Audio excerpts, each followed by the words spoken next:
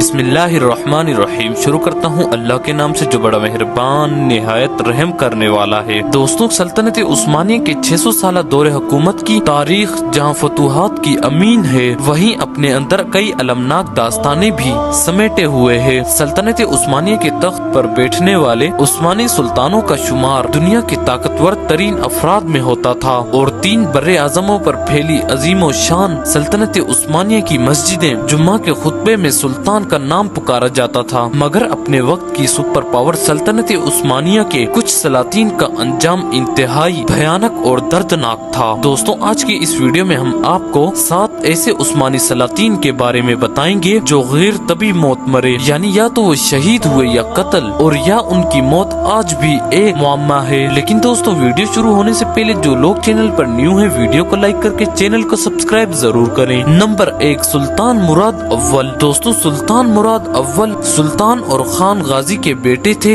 اور سلطنت عثمانیہ کے بانی اور عزم و بہادری کے پیکر سلطان عثمان بے ان کے دادا تھے۔ سلطان مراد اول 1359 میں اپنے والد کی وفات کے بعد تخت نشین ہونے والے تیسرے عثمانی سلطان تھے۔ انہوں نے نو مفتوحہ شہر ادرنا کو دارالحکومت قرار دے کر یورپ میں عثمانی پیش قدمی کو مضبوط کیا اور بلقان کا بیشتر علاقہ عثمانی قلمرو میں شامل کیا اور بازنطینی حکمران کو خراج دینے پر مجبور کیا۔ دوستوں، سلطان مراد اول پہلے حکمران تھے جنہوں نے آل عثمان کو پہلی بار سلطنت عثمانیہ میں تبدیل کیا۔ ان کے دور حکومت میں موجودہ بلقاریہ کا دارالحکومت صوفیہ سلطنت عثمانیہ میں شامل ہوا۔ انہوں نے پہلی جنگ کوسوو میں بلقان کی مسیحی افواج کو شکست دی۔ جنگ میں فتح کے بعد سلطان مراد اول اپنے خیمے میں آرام کر رہے تھے کہ ایک زخمی سرف فوجی خیمے میں داخل ہوا اور سلطان کی گردن اور پیٹ پر خنجر کے وار کیے، جس کے باعث سلطان مراد اول شہید ہو گئے۔ سلطان مراد اول شہادت پانے والے پہلے عثمانی سلطان تھے۔ نمبر 2، سلطان مصطفیٰ اول۔ دوستوں، سلطان مصطفیٰ اول جنہیں مصطفیٰ ڈیسینٹ یعنی مصطفیٰ پاگل بھی کہا جاتا تھا، 1617 سے 1618 تک اور پھر 1622 سے 1623 تک تخت نشین ہونے والے 15ویں عثمانی سلطان تھے۔ مصطفیٰ اول کو سلطان احمد نے اپنا جانشین مقرر کیا تھا اور اب تک 14 پشتوں سے خلافت عثمانیہ کی وراثت باپ سے بیٹے کو منتقل ہوتی تھی، مگر یہ پہلا اتفاق تھا کہ بیٹے کی جگہ بھائی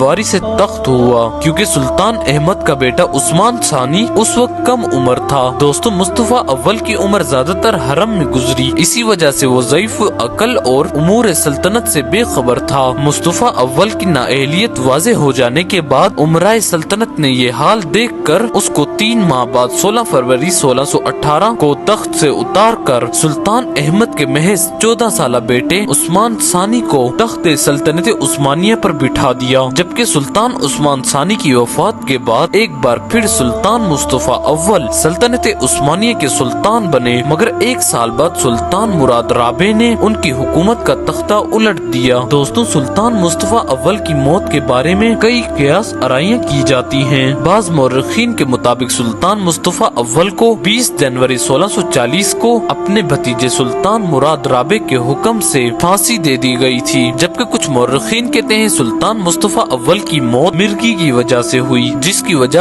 ان کی زندگی کے 48 سالوں میں سے 34 سال قید تھی، جس نے انہیں ذہنی طور پر مریض بنا دیا تھا۔ نمبر 3، سلطان عثمان ثانی۔ دوستوں، سلطان عثمان ثانی اپنے چچا مصطفیٰ اول کے خلاف بغاوت کے نتیجے میں 1618 کو محض 14 سال کی عمر میں 16ویں سلطانی عثمان کی حیثیت سے تخت نشین ہوئے تھے، اور اپنی جوانی کے باوجود عثمان ثانی نے جلد ہی اپنے آپ کو مضبوط ایک حاکم کی حیثیت سے پیش کرنے کی کوشش کی۔ غیر ملکی مبصرین کے مطابق عثمانی شہزادوں میں سب سے زیادہ معذب شہزادہ عثمان ثانی تھے۔ دوستوں، سلطان عثمان ثانی کو جس بنیادی اور غیر معمولی کمزوری کا سامنا کرنا پڑا، وہ حرم میں خواتین کی طاقت کی بنیاد کی واضح عدم موجودگی تھی، جس کے باعث سلطان حرم کی اندرونی سازشوں کا شکار ہو گیا۔ دوسری طرف ینیچری کی بغاوتوں کے باعث سلطان عثمان ثانی نے ینیچری کو ختم کر کے نئی منظم فوج بنانے کا فیصلہ کیا، جو سلطان کے لیے خطرناک ثابت ہوا، اور ینیچری نے سلطان کے خلاف بغاوت کر کے سلطان عثمان ثانی کو قید کر کے تشدد کا نشانہ بنایا، اور بعض مورخین کے مطابق سلطان کو گدھے پر سوار کر کے یدی गोल किला मिलाकर नजरबंद कर दिया गया और 20 मई 1622 को सुल्तान उस्मान सानी को महज 18 साल की उम्र में गला घोंटकर मार दिया गया। उस्मानी तारीख में ये पहला मौका था जब किसी सुल्तान को यनीचरी ने कत्ल किया था। नंबर 4 सुल्तान इब्राहिम अव्वल। दोस्तों सुल्तान इब्राहिम अव्वल फरवरी 1640 को अपने भाई मुराद राबे की वफात के बाद 25 साल की उम्र में 1640 से 1648 तक उस्मानी तख्त पर बैठने वाला 18वां सुल्तान था।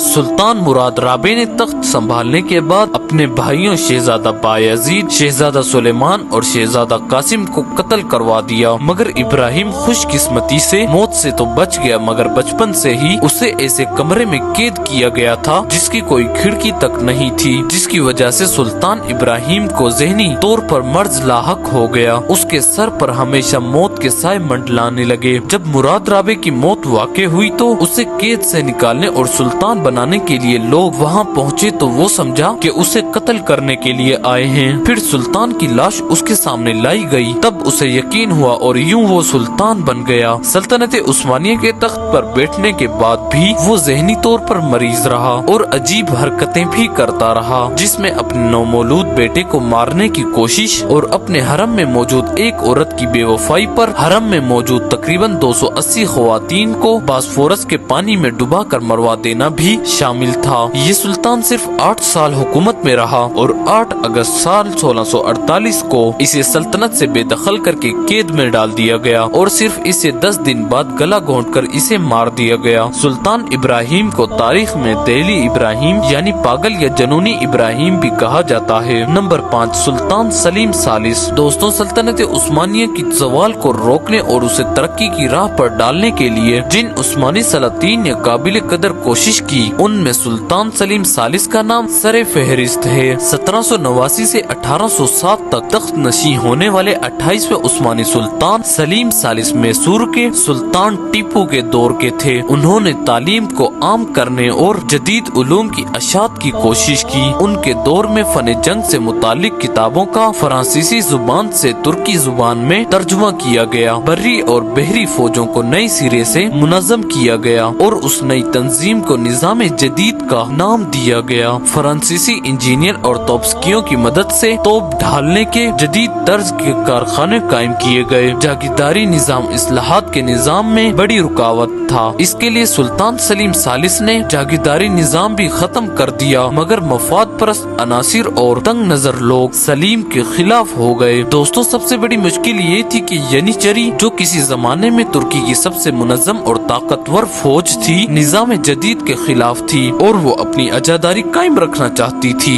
यनीचरी के सिपाहियों ने जदीद यूरोपी असलहे और जंगी तरीकों को इख्तियार करने से इनकार कर दिया। शेखुल इस्लाम असद आफंदी इस्लाहात के हामी थे, मगर 1807 में उनका इंतकाल हो गया। नए शेखुल इस्लाम अताउल्लाह आफंदी यनीचरी के जेर असर थे। जाहिल सूफियों और तंग नजर उलमा ने जो दीन के इल्म और इसकी रूह से कतन नावाकिफ थे, मजहब के नाम पर इस्लाहात की मुखालफत की। यूरोपी तर्ज पर फौजों की तंजीम को दीनी से ताबीर किया। जदीद फौजी वर्दियों को तशबीह बिन नसारा करार दिया। सुंगीन तबके इस्तेमाल की, इसलिए मुखालफत की गई कि काफिरों के असले इस्तेमाल करना उनके नजदीक गुनाह था। सलीम के खिलाफ ये कहकर नफरत फैलाई गई कि वो कुफ्फार के तरीके राइज करके इस्लाम को खराब कर रहा है। अताउल्लाह आफंदी ने फतवा दिया कि ऐसा बादशाह जो कुरान के खिलाफ अमल करता हो बादशाही के लायक नहीं। आखिरकार 1807 में सलीम को माजूल करके कत्ल कर दिया गया। दोस्तों ये पहला मौका था कि मजहबी पेशवाओं ने अपनी जहालत और तारीख ख्याली से इस्लाम के माने तरक्की होने का गलत तखय्युल पैदा किया गया। नंबर 6 सुल्तान मुस्तफा राबे। दोस्तों सुल्तान मुस्तफा राबे 1807 से 1808 तक सल्तनत उस्मानिया की बागडोर संभालने वाले 29वें उस्मानी सुल्तान थे। मुस्तफा 29 मई 1807 को अपने चचाजाद सुल्तान सलीम की माजूली के बाद तख्त नशी हुए। सुल्तान मुस्तफा राबे हंगामा खेज के नतीजे में तख्त नशी हुए थे, जिसकी वजह से सुल्तान सलीम के खिलाफ फतवा था कि वो मुसलमानों के दरमियान काफिरों के आदाब को मुतारिफ करवाने और यनीचरी को दबाने का इरादा रखते हैं। मुस्तफा का मुख्तसर दौर हुकूमत इंतहाई तकलीफ दे था। यनीचरी ने सारे कुस्तुनतुनिया में हंगामा बर्पा कर दिया और सुल्तान सलीम के हामी अफराद को चुन चुन कर मारा गया। सुल्तान मुस्तफा राबे का 1 साल दौर हुकूमत लड़ाइयों और बगावतों में घिरा रहा और बिला आखिर मुस्तफा राबे को बाद में 16 नवंबर 1808 को सुल्तान महमूद सानी के हुक्म पर कत्ल कर दिया गया। नंबर 7, सुल्तान अब्दुल अजीज अव्वल। दोस्तों, सुल्तान अजीज अव्वल सल्तनत उस्मानिया के 32वें सुल्तान थे, जिन्होंने 25 जून 1861 से 30 मई 1876 तक अनाने इक्तदार संभाली। वो सुल्तान महमूद सानी के साहिबजादे थे और 1861 में अपने भाई अब्दुल मजीद अव्वल के बाद तख्त उस्मानी पर विराजमान हुए। उनके दौर में अवामी तालीम के निजाम को फ्रांसीसी तर्ज पर मुनज़्ज़म किया गया और जामिया इस्तांबुल को जदीद खुतूत पर इस्तवार किया गया। सुल्तान अब्दुल अजीज ने बल्कान के सूबों में बगावतों के बाइस रूसी सल्तनत से दोस्ताना ताल्लुकात इस्तवार किए। अब्दुल अजीज के दौरे हुकूमत में सल्तनत उस्मानिया के फ्रांस और बरतानिया से भी दोस्ताना ताल्लुकात कायम हुए और वो पहले उस्मानी सुल्तान थे जिन्होंने